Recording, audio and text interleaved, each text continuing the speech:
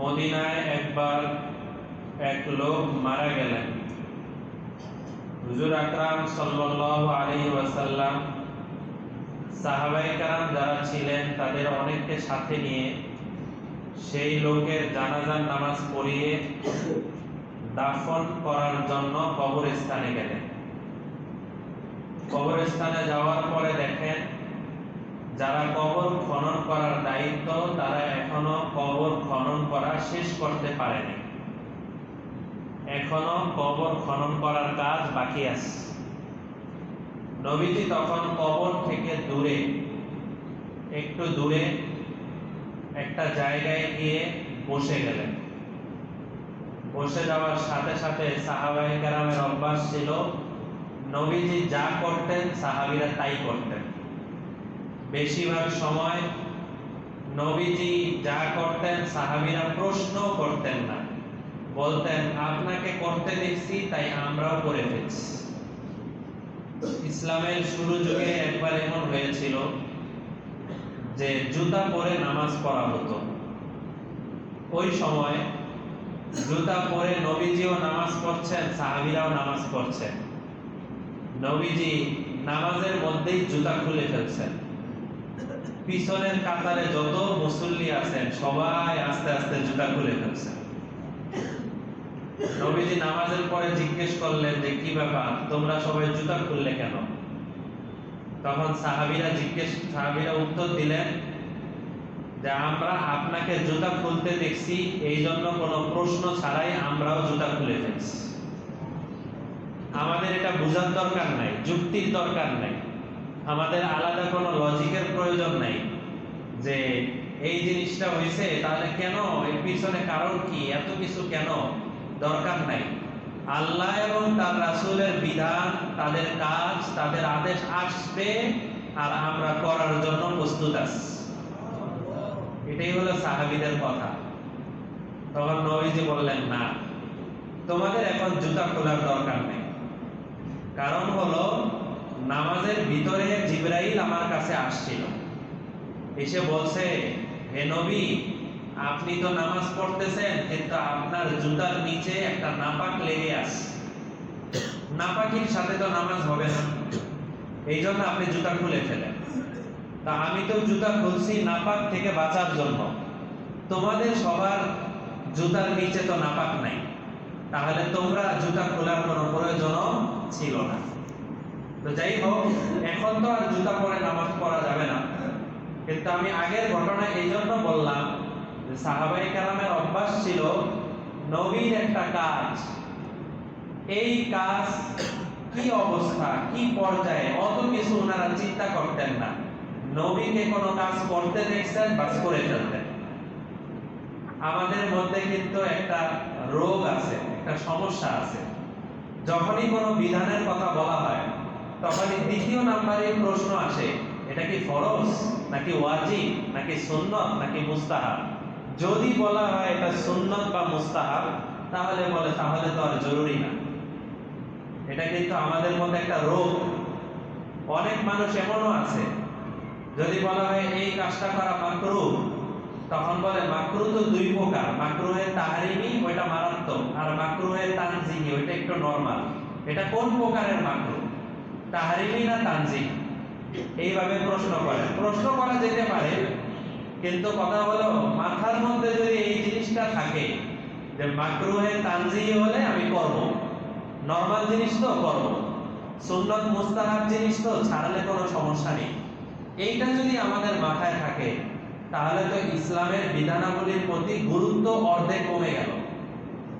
ফরজ হলে করব, ওয়াজিব হলে করব, নয় করব না, অর্ধেক কমে গেল। তো যাই হোক, সাহাবীদের এটা অভ্যাস ছিল যে নবীজি কোনো কিছু করলেই সাহাবীরা ওটা করার জন্য পাগল হয়ে যেতেন। নবীজি এই কাজ করছেন তাহলে আমরাও করব। তো নবীজি দূরে গিয়ে কবরস্থানের পাশে দূরে গিয়ে এক জায়গায় বসলেন। সাহাবীরাও সাথে সাথে নবীজির সাথে গিয়ে বসে গেলেন। এমন ভাবে বসে গেলেন, হাদিসের মধ্যে ওই মজলিসের কথা যেই সাহাবী বয়ান করেছেন তিনি বলেন সবাই এমন ভাবে নবীজির সামনে গিয়ে বসে গেলেন কাআন্না আলা রুউসিহিমুত তায়র, যদি ওই সময় কোনো পাখি এসে সাহাবীদের মধ্যে কারো মাথার উপরে বসতো, তাহলে এটা বোঝার উপায় ছিল না এটা কোনো মানুষের মাথা নাকি গাছের ডাল। তার মানে কি, অর্থাৎ চুপচাপ পুরো নবীজির দিকে তাকিয়ে, নবীজি বসে আছে, আমরাও বসে আছি, কি না কি বলেন, এইভাবে সবাই একসাথে বসে গেলেন। অমনোযোগিতার কোনো ভাব নাই। গাছের ডালের উপরে বসলে তো পাখি গাছ নড়াচড়া করলে উঠে চলে যাবে, তো যতক্ষণ পর্যন্ত ডাল স্থির আছে ততক্ষণ পাখিও থাকবে। তো ওনারা উদাহরণ দিয়েছেন যে কেমন যেন আমাদের মাথার উপরে এখন পাখি বসা আছে, এত স্থির ভাবে নবীজির কথা আমরা শুনছিলাম। সাহাবায়ে কেরাম যে নবীজির এত হাদিস আমাদের কাছে বয়ান করেছেন, আমাদের পর্যন্ত পৌঁছেছেন, এটার কিন্তু একটা বড় কারণ হলো নবীজির যত বয়ান তারা খুব মনোযোগ দিয়ে শোনার চেষ্টা করতেন। বয়ানের সময় অন্যদিকে মন রাখতেন না, প্রত্যেকটা কথা হুবহু মুখস্থ করার চেষ্টা করতেন। তো নবীজি বসছেন, সাহাবীরাও বসে গেলেন, পাশে একটা লাঠি পাওয়া গেছে। খেয়াল করেন সাহাবায়ে কেরাম কিভাবে হাদিস বর্ণনা করে। পাশে একটি লাঠি পাওয়া গেছে, এই লাঠি হাতে নিয়ে নবীজি মাটির মধ্যে খোঁজাখুঁজি করতেছে। খোঁজাখুঁজি করা অবস্থায় হঠাৎ করে নবীজি তো কথা অনেক কম বলতেন, কিন্তু হঠাৎ করে লম্বা অনেকক্ষণ কথা বললেন সাহাবীদের সামনে। আর সাহাবায়ে কেরাম যারা ছিলেন তারাও খুব মনোযোগ দিয়ে নবীজির কথাগুলো শুনতেছিল। নবীজি প্রথম কথা বলছেন, দেখো যখন কোনো মানুষ মারা যাওয়ার নিকটবর্তী হয়, কবরে চলে আসবে একটু পরে, সে দুনিয়াতে আছে, আর 5 মিনিট পরেই সে কবরে চলে যাবে, তার মৃত্যুবরণ করবে।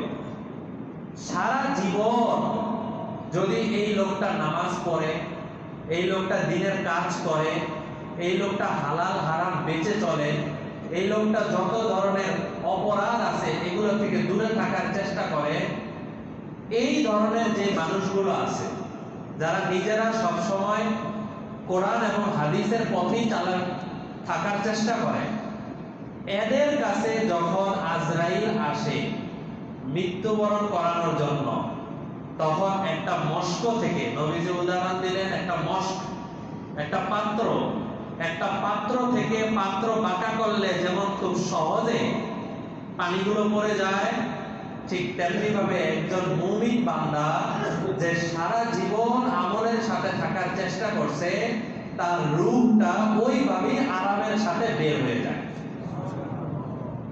মালাকুল মউত তখন এই রূহটাকে নিয়ে, নবীজি বলেন এই রূহটাকে নিয়ে যখন রওনা হয়, তখন যে ঘ্রাণ ছড়ানো হয়, ছড়িয়ে যায়, সাহাবীদের বলেন, হে সাহাবী, তোমরা কোনোদিন দুনিয়ার কোনো ঘ্রাণে ওই ঘ্রাণের সাথে তুলনা করতে পারবে না।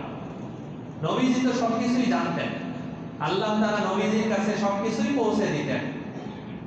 যখন রওনা হয়ে যায়, এই ঘ্রাণ চতুর্দিকে ছড়িয়ে পড়ে, তখন গাছপালা যারা আছে, যেসব গাছপালা আছে, যেসব পশু পাখি আছে, এই গাছপালা পশু পাখি যা আছে এগুলোর পর্যন্ত মন খারাপ হয়ে যায়। এরা তখন বলতে থাকে দুনিয়ায় থাকা অবস্থায়, তুমি যখন আমাদের পাশ দিয়ে যেতা, তখন তোমার আমলের কারণে আমরা আরেকটু বেশি শান্তিতে থাকতে পারতাম। এই কথা গাছপালারা বলতে থাকে। নবীজি তখন বললেন, এই রূহটা আসমানে চলে যায়। প্রথম আসমানওয়ালা জিজ্ঞেস করে, এটা কার রূহ? এটা অমুকের রূহ। পরিচয় দিয়ে 7 নাম্বার আসমানে যাওয়ার পরে যখন দেখা যায় এই রূহের মধ্যে শুধু ঘ্রাণ আর ঘ্রাণ বের হচ্ছে, তখন আল্লাহ তাআলার পক্ষ থেকে এক ফেরেশতা ঘোষণা দিয়ে দেন, 2টা জায়গা আছে, একটার নাম ইল্লিয়িন আর একটার নাম হলো সিজ্জিন। নবীজি বলেন, এক ফেরেশতা ঘোষণা দিয়ে দেয়, এই রূহটাকে নিয়ে ইল্লিয়িনের মধ্যে রেখে দাও। ইল্লিয়িনে রেখে দেওয়ার পরে ওখানে দেখা যায় আগের থেকে অনেক নবীদের রূহ, সাহাবীদের রূহ আল্লাহওয়ালাদের রূপ, নেককার মানুষদের রূপ, এগুলো সব ইলিয়িনের মধ্যে আছে। 30 পারার মধ্যে আল্লাহ তাআলা এই কথাটা আরো পরিষ্কারভাবে বলছেন। 30 পারায় সূরা মুতাফফিফিন একটা সূরা আছে আম পারায়, ওই সূরার মধ্যে আছে ইন্নাল আবরার লাফি নাঈম। এটা হলো পরের দিকে, আর শুরুর দিকে আছে ইন্নাল আবরার লাফি ইল্লিয়িন ওয়া ইন্নাল ফুজ্জার লাফি সিজ্জিন। দুইটা বিষয় একসাথে আল্লাহ তাআলা বলেন, যারা আবরার হয়ে যায়, যারা দুনিয়ায় থাকা অবস্থায় আবরারের কাতারে চলে যায়, আবরার মানে হলো নেককার, প্রতিটা কাজে নেকের কাজের কথা তারা চিন্তা করে, লাফি ইল্লিয়িন, তাদের রূহগুলোকে ইল্লিয়িনে রাখা হয়। ওয়া ইন্নাল ফুজ্জার, আর যারা ফুজ্জার হয়ে যায়, প্রতিটা কাজে আল্লাহর হুকুমের বিধান করে, আল্লাহ যা নিষেধ আছে সেই নিষেধগুলোই তারা করে, এগুলোকে তারা নিজের আপন করে নেয়, লাফি সিজ্জিন, এরা সবাই সিজ্জিনের মধ্যে চলে যায়। এই কথাগুলো যখন নবীজি বলছিলেন, সাহাবায়ে কেরাম এক একজন খুশিতে বাগবাগ হয়ে যাচ্ছিলেন। একটু পরে নবীজি আবার বললেন যে তবে কিছু কিছু বান্দা এমনও আছে যারা দুনিয়ায় থাকা অবস্থায় এতবার ডাকা হতো হাইয়া আলাল ফালাহ, হাইয়া আলাস সালাহ, নামাজের দিকে আসো, কল্যাণের দিকে আসো, এই কথা বলা হইতো, এরা কেউ এই সমস্ত কাজের দিকে অগ্রসর হতো না। এদের রূহ যখন মালাকুল মউত নিতে আসে, ধরতে আসে, তখন রূহ আর মূল জায়গায় থাকে না। কখনো মাথার কাছে চলে যায়, কখনো পায়ের কাছে চলে যায়, কখনো হাতের কাছে চলে যায়, পুরো শরীরের মধ্যে দৌড় করতে থাকে। এক পর্যায়ে এমন হয়, নবীজি উদাহরণ দিয়ে বলেন, আগেরটার উদাহরণ দিয়েছেন কি, পানি মস্ক থেকে, গ্লাস থেকে পানি পড়া যেমন সহজ, ওইভাবে রূহ বের হয়ে যায়। আর এই জায়গায় এসে নবীজি বলেন, একটা জীবিত ছাগলকে যদি টেনে চামড়া খসানো হয়, তাহলে ওই ছাগলটা যেভাবে দাপড়াতে থাকে, যেভাবে কষ্টে ছটফট করতে থাকে, তখন এই মানুষটারও ভিতর থেকে ওইভাবে ওরকম কষ্ট হইতে থাকে। নবীজি দুইটা উদাহরণ দিয়ে আমাদেরকে বুঝালেন। গন্ধ ছড়িয়ে পড়ে চতুর্দিকে, রূহের গন্ধ, এই রূহের গন্ধের কারণে আশপাশের গাছপালা পর্যন্ত বলতে থাকে যে তুমি যে এতদিন পর্যন্ত আমাদের কাছে ছিলা, তোমার গুনাহের কারণে যে আল্লাহর গজব যে এলাকার মধ্যে নাজিল হইতো, আমরা ওই এলাকায় বড় হইছি, আমরা এই এলাকায় আমাদেরকে মানুষ দানা দিচ্ছে, যে কারণে আমরা গাছ হয়ে বড় ছিলাম, তোমার উপরে যে গজব আসতো, ওই গজবের কিছু অংশ আমাদের উপরেও আসতো, আজকে তুমি চলে গেলা, তোমার কাছ থেকে আমরা মুক্তি পেয়ে গেলাম। গাছপালা পর্যন্ত এই কথাগুলো বলতে থাকে। এরপরের কথাটা আছে হাদিসের শেষ পর্যন্ত, লাফি সিজ্জিন, এদেরকে পরে এক পর্যায়ের মধ্যে কোনো ধরনের সম্মান ছাড়া তাদের রূপগুলোকে একটা গন্ধযুক্ত কাপড়ের মধ্যে পেঁচিয়ে, এই কাপড়কে উপর থেকে ঢিল মেরে ছুঁড়ে দেওয়া হয়, একদম সিজ্জিনে গিয়ে ওই রূপটা পড়ে যায়।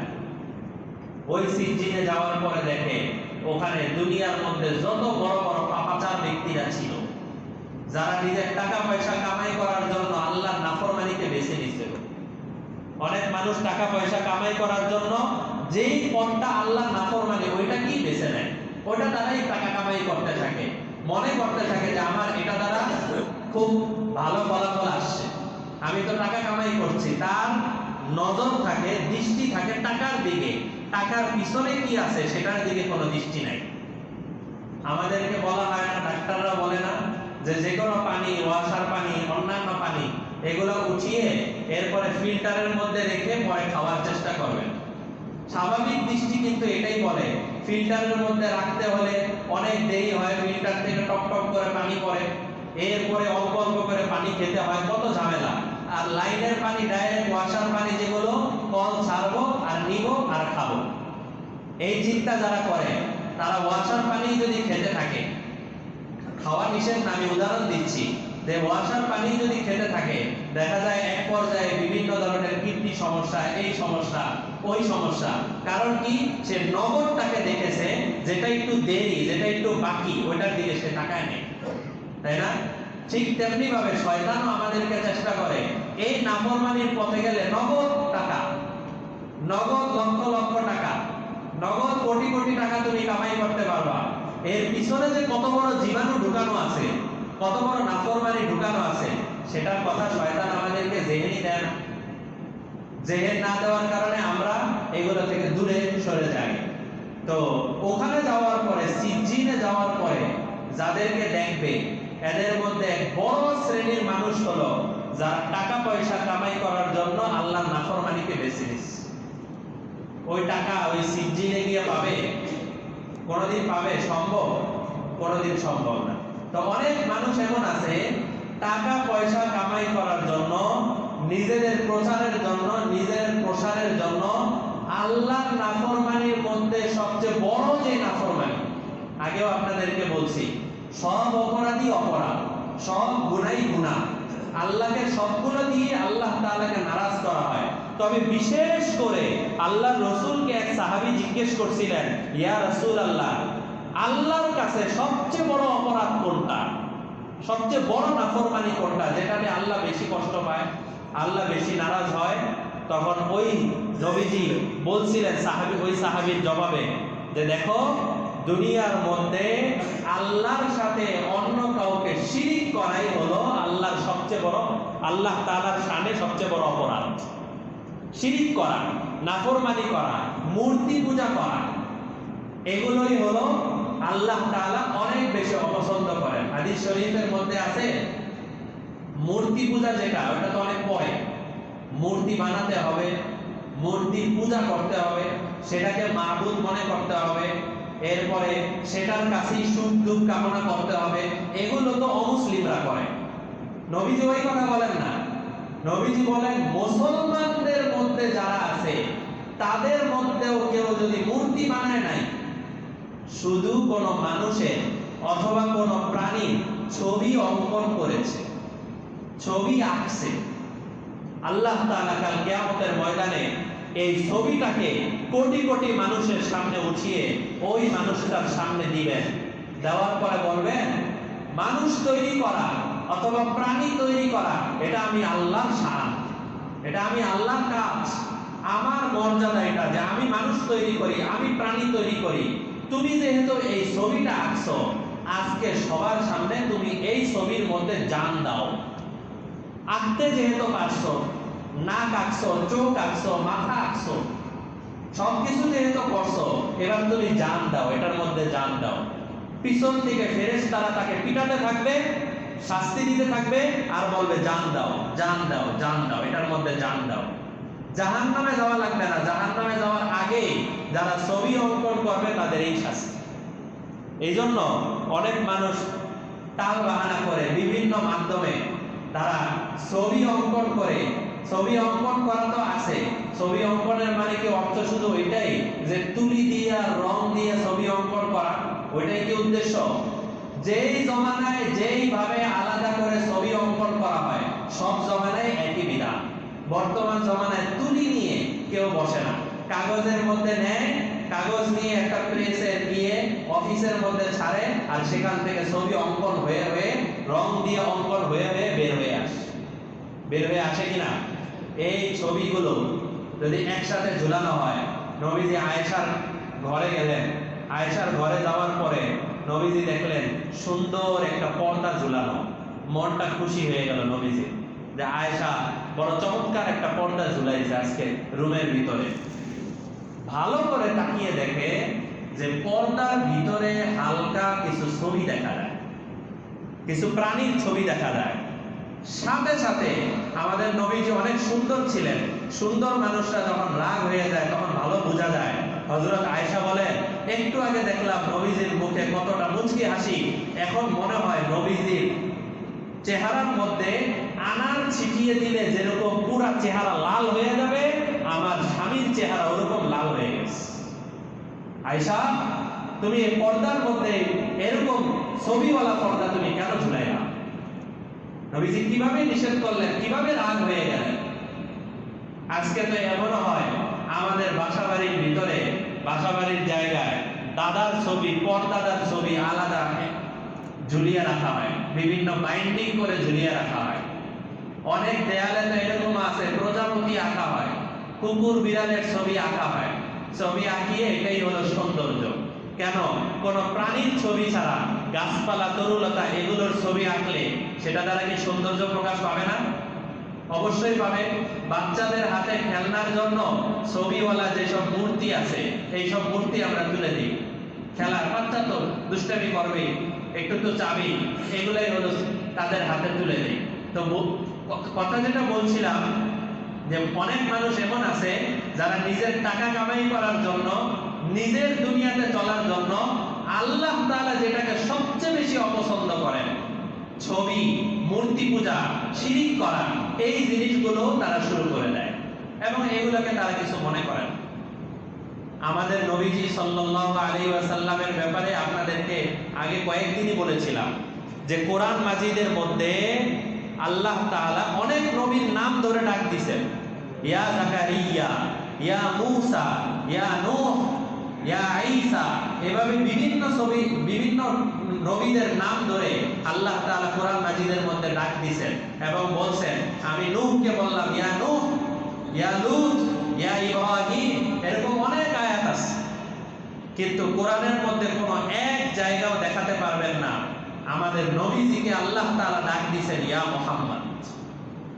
তাহলে চিন্তা করেন আল্লাহ তাআলা আমাদের নবীজিকে কতটা সম্মান করতেন, কতটা আদর করতেন, কতটা ভালোবাসতেন।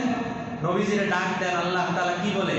ইয়া আইয়ুহাল মুজাম্মিল, হে কম্বলওয়ালা, কম্বল গায়ে দিয়ে শুয়ে আছেন।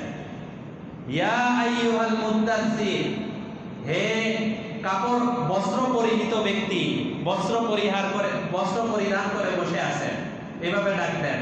বাশীর, হে সুসংবাদদাতা, নাযীর, হে ভীতি প্রদর্শনকারী, এগুলো বলে বলে নবীজিকে ডাক দেন। কিন্তু ইয়া মুহাম্মদ বলে নবীজিকে পুরা কোরআনে এক জায়গায়ও ডাক দেন নাই, কোথাও নাই। বরঞ্চ এর উল্টাটা আছে। একবার এক লোক গ্রাম থেকে আসছে, নবীজি বাসার ভিতরে শুয়ে আছেন, দরজা খটখটায়া বলতেছে ইয়া মুহাম্মদ, ইয়া মুহাম্মদ, এই কথা বলতেছে। নবীজি দরজা থেকে বের হন না, ঘর থেকে বের হন না। এই লোক তো ইয়া মুহাম্মদ, ইয়া মুহাম্মদ বলতে বলতে অস্থির। এই সময় আল্লাহ তাআলা 18 পারায় আয়াত নাযিল করছেন, 18 পারার 18 নাম্বার পৃষ্ঠায়, লা তাজআলু দুআ আর-রাসূলি বাইনাকুম কাদুআই বা'দিকুম বা'দা ক্বাদ ইয়ালামুল্লাহু আল্লাযীনা ইয়াতাসাল্লালুনা মিনকুম লিওয়াদা। হে আমার বান্দারা, তোমরা আমার নবীরে আরেকজনকে যেভাবে তোমরা নাম ধরে ডাক দাও, আমার নবীরে তোমরা এইভাবে নাম ধরে ডাকতে পারবে না। আয়াত নাযিল করছেন। তা নবীজিকে আল্লাহ তাআলা কত ভালোবাসেন, কতটা সম্মান করেন, কতটা তাকে মহব্বত করেন, সেই নবীজিকেই আল্লাহ তাআলা বলেন, হে নবী, লাইন আশরাকতা লা ইয়াহবাতান্না আমালুক, 24 পারার আয়াত। আল্লাহ তাআলা বলেন, হে নবী, আপনিও যদি কোনোদিন আমার সাথে কাউকে শিরিক করেন, কোন ছবি অঙ্কন করেন, কোন মূর্তি পূজার মধ্যে লিপ্ত হন, আপনিও যদি হন, তাহলে মনে রাখেন লা ইয়াহবাতান্না আমালুক, ওই দিন থেকে আপনার সাথে আমার সম্পর্ক শেষ। আগে যত আমল করছেন ওই আমল ওখানেই শেষ। লা ইয়াহবাতান্না আমালুক, সব মিটিয়ে দেব, ওখানেই শেষ। আমাদের নবীজিকে আল্লাহ তাআলা হুমকি দিচ্ছেন, বিষয়টা বোঝার মতো। আর কোরআনে আরেক জায়গায় তো আছে 29 পারায়, ওখানে আরো ভয়াবহ আয়াত। ওখানে আছে যে নবীজি যদি তার দায়িত্ব অবলম্বন না করেন, তার কাজ অবলম্বন না করেন, নবীজি বলেন, আল্লাহ তাআলা বলেন, আমি আপনাকে চেপে ধরবো, আমি আপনাকে কষে ধরবো, আমি আপনাকে পাকড়াও করব। কত কঠিন আয়াত, যেখানে নবীজিকে সম্মান দিয়ে আল্লাহ তাআলা কথা বলেন, ওখানে বলেন আপনার সব আমল শেষ, আপনার সাথে আমার সম্পর্ক শেষ। তো এই কথাগুলো বোঝানোর দ্বারা উদ্দেশ্য হলো যে যত কিছুই আমরা করি না কেন, যদি এমন কোন সংস্কৃতি, এমন কোন রেওয়াজ, এমন কোন জিনিস আমাদের সমাজে আসে যারা নাম দেয় অন্য কোনো কিছু, নাম দেয় বাঙালি সংস্কৃতি, নাম দেয় পহেলা বৈশাখ, নাম দেয় মঙ্গল শোভাযাত্রা, এই জাতীয় নাম দেয়, কিন্তু প্রত্যেকটা নাম হলো মূলত শয়তানের পক্ষ থেকে আনা নাম। এগুলো কোনোটাই নিজেদের নাম না। বাঙালি সংস্কৃতি কাকে বলে? কোনটাকে বাঙালি সংস্কৃতি বলা হয়? বাঙালির সংস্কৃতি তো ওইটা যেখানে মা বোনরা তারা 100 হাত দূর থেকে কোনো পুরুষ মানুষ যদি দেখে, তারা নিজেরা হয়তো বোরকা পরে না, কিন্তু কাপড় পেঁচিয়ে আরেক বাড়ির মধ্যে ঢুকে যায়। ওইটাই হলো বাঙালি সংস্কৃতি, তাই না? আর এই জায়গার মধ্যে বাঙালি সংস্কৃতি মানে শেখানো হয় যে পুরুষ আর নারীর মধ্যে কোনো ভেদাভেদ নাই, সবাই একসাথে একাকার হয়ে যাও। এটা কোনোদিন বাঙালি সংস্কৃতি হতে পারে না। এটাও মনে রাখতে হবে, একটা সময় হয়তো আমাদের মুরব্বীরা যারা আছেন তারা হয়তো সাক্ষী দিবেন, একটা সময় এমন ছিল যখন মা বোনদেরকে রিকশায় করে নিয়ে যাওয়া হতো অথবা ভ্যানের মধ্যে করে নিয়ে যাওয়া হতো, তখন ওই ভ্যানের চতুর্দিকে কাপড় লাগানো হতো। কেন? ওই কাপড় দেখে দূর থেকে মানুষ বুঝতে পারতো এই রিকশার ভিতরে একজন মহিলা মাস্তুরাত আছে। এটা হলো বাঙালি সংস্কৃতি। কিন্তু এই বাঙালি সংস্কৃতি বাদ দিয়ে রাতের বেলা 1টা 2টা 3টা পর্যন্ত আমাদের ছোট ছোট মেয়েদেরকে 12 15 16 বছরের মেয়েদেরকে রাস্তায় বের করে রমনার বটমূলে নিয়ে যাওয়া, এটা কোনোদিন বাঙালি সংস্কৃতি হতে পারে না। এটা শয়তানি সংস্কৃতি, এর মধ্যে সন্দেহ নাই। তো এটা শুধু বয়ানের বিষয় না, এটা বুঝার বিষয়। দেখেন, কোন কিছুর মঙ্গল দেওয়ার মালিক কে? আল্লাহ তাআলা। আর অমঙ্গল দেওয়ার মালিকও কে? আল্লাহ তাআলা। আল্লাহ রাসূল পরিষ্কার বলে দিয়েছেন, লা আদওয়া ওয়ালা তিয়ারাতা ওয়ালা হামাতা ফিল ইসলাম। শোনো, ছোঁয়াচে বলতে কোনো কিছু নাই। আল্লাহ তাআলা যদি তোমার মধ্যে রোগ দেয়, এই রোগ তোমাকে আল্লাহ তাআলা দিয়েছেন, আরেকজনের থেকে ছোঁয়াচে হয়ে চলে আসছে এরকম বিশ্বাস করবা না। 2 নম্বরই নবীজি বলেন, ওয়ালা তিয়ারা, কোন প্রাণীর মধ্যে আলাদা করে কোনো অশুভ কিছু নাই, অমঙ্গল কোনো কিছু নাই, কোন প্রাণীর মধ্যে এরকম কোনো কিছু নাই। বরং প্রত্যেকটা প্রাণীকে আল্লাহ তাআলা আমাদের খেদমতের জন্য বানিয়েছেন। কিন্তু এই পয়লা বৈশাখে কি করা হয়? হাতি, হনুমান, এরপরে পেঁচা, কুমির, এই জাতীয় যেগুলো আছে এগুলোকে একসাথে নিয়ে 1989 সালে শুরু হয়েছিল আনন্দ শোভাযাত্রা, সেটাকে 1996 সালে পরিবর্তন করে নাম দিল মঙ্গল শোভাযাত্রা। গত সরকার, এই যে ডক্টর ইউনূস, উনি আবার বলছিলেন আনন্দ শোভাযাত্রা নাম দিতে, এখন আবার শুনছি ওইটাও নাকি বাদ হয়ে গেছে। আগের মতো মঙ্গল শোভাযাত্রা থাকবে। কেন? এই পেঁচার মধ্যে অমঙ্গল আছে, কুমিরের মধ্যে অমঙ্গল আছে, হনুমানের মধ্যে অমঙ্গল আছে। এই সব অমঙ্গল থেকে বাদ দিয়ে আমরা সবাই একসাথে বের হয়ে এরপরে মঙ্গল শোভাযাত্রা করব। তাহলে এটা কি শিরকি কাজ কারবার না? বরঞ্চ পত্র পত্রিকায় খুললে আরো অনেক কিছু বের হয়ে আসে। এই পহেলা বৈশাখে অনেক নারীরা ধর্ষণের শিকার হয়, অনেক নারীদের ইজ্জত নষ্ট করা হয়। আর আমাদের মেয়েরাও যখন আমাদের কাছে অনুমতি চায় তখন আমরাও অনুমতি দিয়ে দিই। কেন? একটা হলুদ কি পড়তে হবে, শাড়ি পরতে হবে, ইলিশ মাছ খেতে হবে মাটির হাড়িতে, এরপরে কি খেতে হবে? ভাত খেতে হবে, পান্তা ভাত খেতে হবে, এগুলা কাজ করতে হবে। এগুলা হলো বড়লোকী মানুষরা করে, গরিবদের লেবাসে, গরিবদের ধাঁচ ধারণ করে। এটা বলে কি? গরিবদেরও তো অপমান করা হয়। গরিবদেরকে আমরা এভাবে না খেয়ে, যেহেতু পহেলা বৈশাখ এটা কৃষকদের জন্য শুরু হয়েছিল। আকবর, সম্রাট আকবর যখন এই বাংলা সনের প্রবর্তন শুরু করে, সেটা লম্বা ইতিহাস, আজকে বলার সময় নাই। সম্রাট আকবরের যে অভ্যাস ছিল, সে তো আজীব মানুষ ছিল, আজীব বাদশা ছিল সে। হঠাৎ করে তার মাথার মধ্যে একটা বুদ্ধি ঢুকছে সম্রাট আকবরের, যে মুসলমান, হিন্দু, খ্রিস্টান, বৌদ্ধ এগুলো আলাদা আলাদা ভাবে থাকবে, এটা আমার ভালো লাগে না। তাহলে কি করতে হবে? সবগুলো মিলে মুসলমানের থেকে কিছু নামাজ লও, হিন্দু থেকে কিছু মূর্তি পূজা লও, খ্রিস্টান থেকে কিছু পুরুষ লও, বৌদ্ধ থেকে ওই তাদের যে মূর্তি আছে সেগুলো নেও, এগুলো সব মিলিয়ে একটা ধর্ম থাকবে। এই সব ধর্মের মধ্যে মুসলমানও আসবে, হিন্দু আসবে, খ্রিস্টানও আসবে, বৌদ্ধ আসবে। এটা নিয়ে নতুন একটা ধর্ম হবে।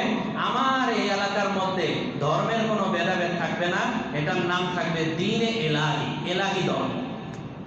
আর আশ্চর্যের বিষয় হলো, কিছু মোল্লা মৌলভী সাহেবকেও সে পেয়ে গেছিল।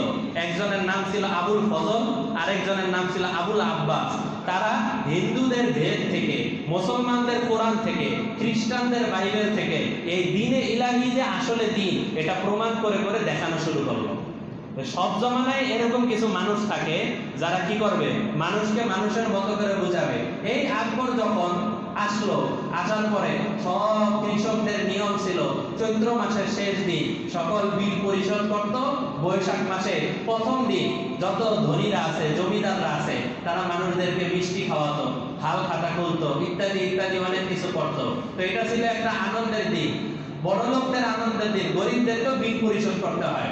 তো সেই আনন্দকে আস্তে আস্তে রূপান্তরিত হয়ে পহেলা বৈশাখ সর্বপ্রথম আমার জানা মতে নাম দিয়েছে রবীন্দ্রনাথ ঠাকুর। এর আগে 1965 সনের আগে এসব হে বৈশাখ এই কবিতা লেখার আগ পর্যন্ত আলাদাভাবে কখনো পহেলা বৈশাখ উদযাপন করা হয়েছে বলে আমার অন্তত জানা নেই। তাহলে আমার কাছ থেকে বিদেশি ভাবে আল্লাহ নারাজি কোনো একটা কাজ আসলো, আর কাজ আসার সাথে সাথে আমি সেখানে চিন্তা করলাম যে এখানে বাঙালি সংস্কৃতি আল্লাহর অবস্থা কি, ওই আল্লাহ তাআলা যে নারাজ হয়ে যাচ্ছেন সেদিকে কোনো চিন্তা না করে যা মনে চায় সব আমাদের বাঙালি করতে হবে, এটা তো একটা বড় ধরনের খারাপ কাজ এবং জুলুম। অনেক মানুষ এখানে এমন আছেন, আমাদের দেশে এমন আছে যারা এটা বলেন যে অনেকে এই জায়গার মধ্যে ধর্ম টেনে আনে, এই জায়গার মধ্যে ধর্ম টেনে আনে।